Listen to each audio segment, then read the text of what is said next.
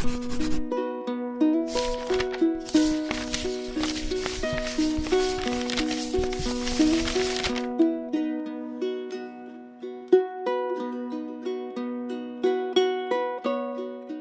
and sisters, what are you looking for? Are you looking for a new job, a new home, or something else? What are you looking for?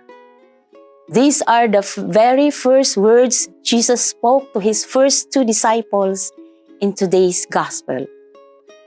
We want to know who Jesus is, but he asks us what our inner dispositions are, because we will gain nothing finding him unless we are disposed to submit ourselves to him. The call of the disciples is often made reference to the modern day call to the priesthood and to the religious life. Speak, Lord, for your servant is listening. What a beautiful response of Samuel in our first reading today. During our retreat weeks ago, I was contemplating also this beautiful response of Samuel. Speak, for your servant is listening. We cannot truly be disciples of Christ unless we too wait to hear God's call and respond to it by transforming our lives, seen in the simple willingness to be obedient to God's will.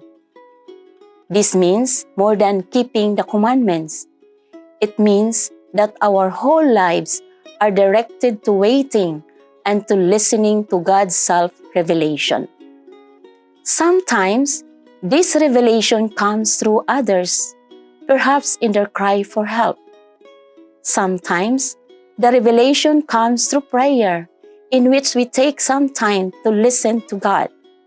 However, when the revelation or call comes, if we respond, we will be transformed.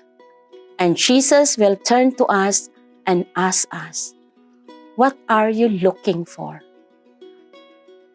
What about you? Have you ever felt a gentle tugging at your heart to pursue something you have never done before? A nagging feeling that just won't go away?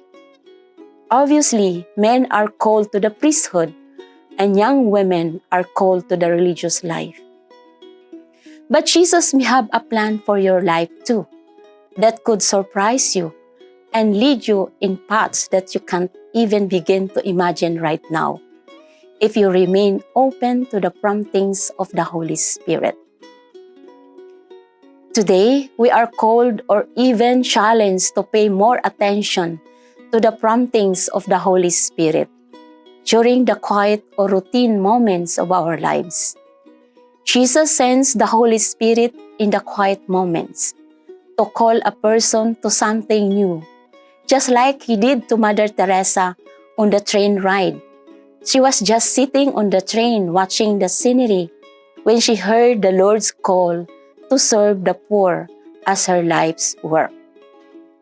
She received a call within a call.